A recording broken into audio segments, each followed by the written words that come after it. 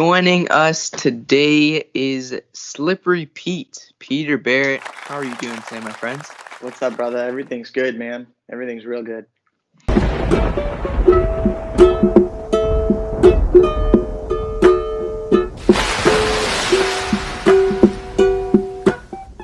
So I'm doing well as well. I know you left me out a little bit. It's okay. It's Oh, okay dude, how are sometimes. you doing, man? My bad, bro. We Oh, kind of there we go. started before we recorded. All right, all right. Uh, Yeah, thank you. I'm doing well. I'm doing well. So, what have you been up to during this day? up early this morning, strength and conditioning, and then boxing already. And then I've got a private later on this evening, with one of my clients. So we got the guests running around back there. Well, we appreciate him back there. But Yeah, that's Maisie. She's awesome. okay. How long have you had her? 3 years, Really? I think. 2 years, 2 or 3 years. Okay. Did you have any pets growing up? Yeah, we always had dogs running around, and I think I would say she's like maybe one of my fifth dog, maybe Okay. So as an adult. Yeah. awesome. You've had lots of them then. But the real reason we're here today is to talk about that fight coming up December 12th. We have a big name we're facing this time. Also last time, but we have Chase Hooper this time. So talk to me. What were you doing when were you sitting like this right at the dinner table when you got that call for Chase Hooper? No, I was actually. So the way it worked out, I had a medical suspension for my last fight, and I saw that doctor on a Wednesday. I was at work Thursday night, and I got a text message from a manager, with a screenshot of the email. December 12th, Chase Hooper, is Peter in? And I'm like, shit, we're in. We are in. Yeah, absolutely, 100%. So like, I went from having a shitty day, slow night at work, to like great news and an awesome day. Yeah, that's awesome. So, like, how I guess excited are you for that fight? Unfortunately the last one did not go your way, but are you using that for fuel this time around? Oh yeah, definitely. There were some things that I was able to look at when I took a step back to see some of the trends of the way I start fights when I win, and the way I start fights when I struggle, and the way I start fights when I lose. And I don't necessarily do well with a slow start, and I came out very calm, relaxed, and a little slow with Zalal. And with this fight, I really want to come out calm, relaxed, but aggressive and on point. Mhm. And push the envelope and push the pace. Yeah. So with this fight, last time you had Yusuf Zalal, but this time around you have Chase Hooper, like we've talked about. But for this fight, do you feel that there's more recognition with this fight? Oh, absolutely. I think Chase Hooper has like something just short of 110,000 followers on his Instagram. He had a great showing on the Contender Series 2 years ago. He had a great showing on the Contender Series last year. He came right out of the gate and beat Tamer. So, I mean, this is someone that the UFC's put money into. And I mean, and of course, like they put a lot of money into this kid because in between his two contender fights, he had 3 or 4 fights with a local promotion that the UFC paid him for. That's like the best part of the developmental deals. You go back to your local, regional, whoever you came up for fighting, but the UFC pays you to fight. Mm. So, he, in between the time of the Contender, I'm sure I think he had 3 or 4 fights. And what I'm trying to say is the UFC's invested a ton of money into this kid, and he's a big name that they put some money on, kind of like they did with Paige Van Zant when she was younger. And I think they're looking to really ride the lifetime of this kid. And I have an awesome opportunity to catch him right here, in his third fight with the UFC. So definitely a lot of eyes on it. He's got a huge fan base. Like he had that whole web series last year with Ben Askren and Sugar Sean that everybody's been telling me about. But so a lot of buzz. He's got a lot of thunder, and then it's gonna look great when I snag it right from out underneath him. Yeah, I was just gonna ask you, how nice would it feel if you were to steal all his thunder? How would that feel inside? Oh, dude! I mean, I'm not trying to steal anyone's thunder. I'm hoping I gain a lot of fans that night, and I Fair really enough. turn people on to my style. But if the thunder's there to be stolen, old boy's gonna take it. Yeah, yeah. Awesome. So we've talked about this our last chat, but you gotta talk to me. Tell us the story of where you started down at Chipotle. So you've told me that's your favorite place to eat right now, but I'm pretty sure you've worked. I saw the screenshot. You've worked there before. So talk to me a little bit about that. Yeah, man. So, I mean, there was a period, after I had made the decision um, to start fighting, I really just started getting my feet wet with fighting, where I wasn't really comfortable pushing it out to go find a career-worthy job. And up until that point, I had been bartending, doing maintenance, waiting tables, everything within my family's industry in the restaurant industry. So like, on the weekends I was serving drinks, and during the week I was tending flower beds, mowing lawns, mulching, and fixing the stuff that needed to be repaired.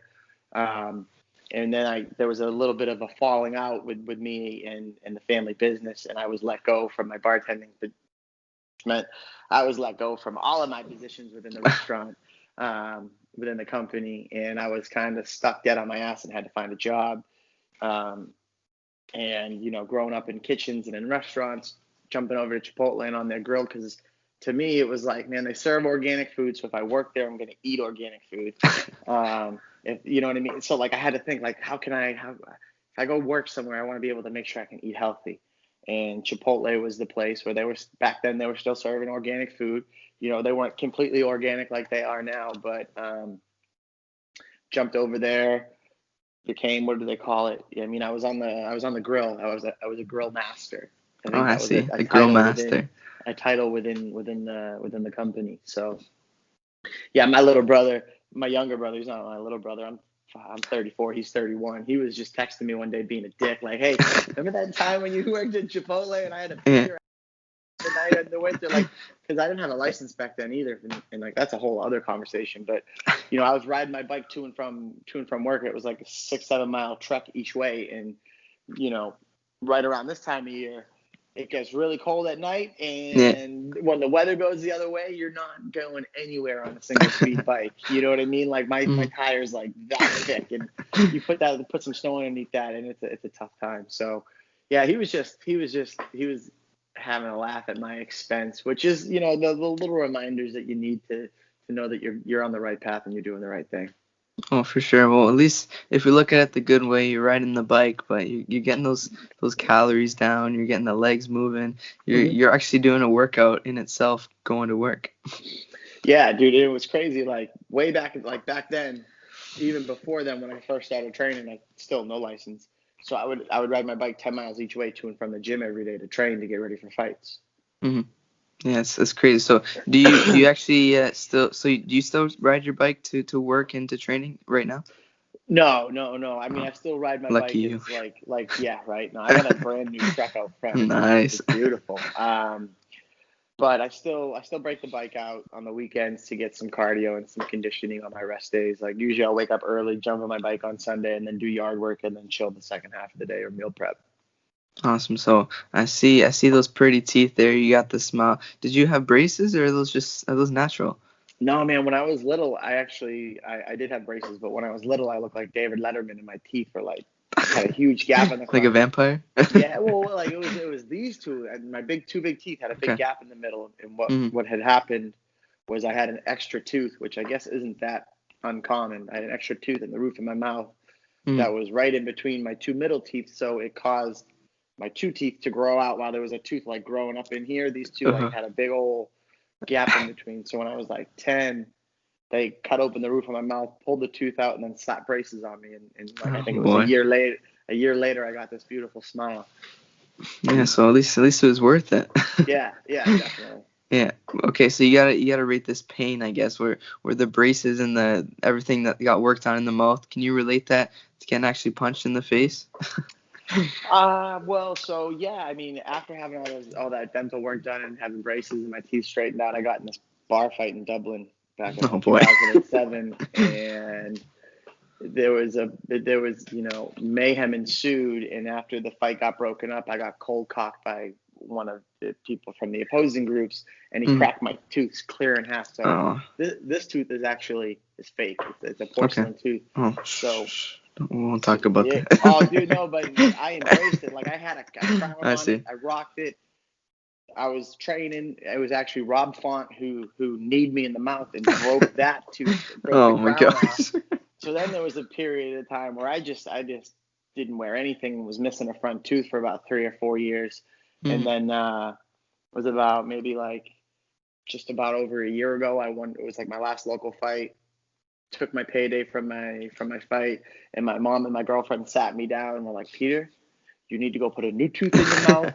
We're sick of it. Like, enough of this bullshit. You're a good looking kid. Go get all your teeth figured out. Like, you don't want to have bad teeth. You don't want to have a bad smile. And I think I actually got it fixed again right before I fought on the Contender. So Okay. so the one that's in there now is still pretty new. So you gotta thank them then. Yeah. You wouldn't have got that done if they didn't say that, right? I mean, who knows? Maybe it was my smile that sold Dana. Maybe. Alrighty, so it was awesome talking to you today. We kept it short and sweet, but before I let you go, I want to let you, the stage is all yours, so you can thank anyone who's helped you so far, especially for this fight coming up. Yeah, man. Well, first off, I want to shout you out because you've grown exponentially since we talked like 6 months ago. So, like, good for you for crushing it. I was telling my little brother like how young you are and how well you're doing with it, and how he's only 15 and he can find something that he can do on his own, Oh, and he for doesn't sure. have to rely on like the traditional channels of how to create a living for yourself. So kudos to you, bro. I I really appreciate it. respect you for that. But then I'm back with the team that I box with underneath Hector Bermudez, and he's one of the top pro boxers in the game right now. His whole team is like A-siders, which is something you do not see very often. Everybody from Marky DeLuca, Abraham Supernova, Ray J. Bermudez. I mean, he's got a host of up and comers, guys that are there on that next level. Also, shout out to Joe Lozon, working on that anti-jiu-jitsu game, working on this leg lock defense game, and then of course and always crew market Sityat Tong, making sure that Muay Thai and my elbows and my knees and everything are nice and sharp for this fight. And then also one more hat nod to my manager Tyson Chartier with Top Game Management. But that's my team. Perfect. So, like I said, it was a pleasure having you on. Wish you the best of luck coming up when you see Chase Hooper December 12th. And Hell yeah, hopefully brother. we'll be talking soon. Most definitely. All right. You take care.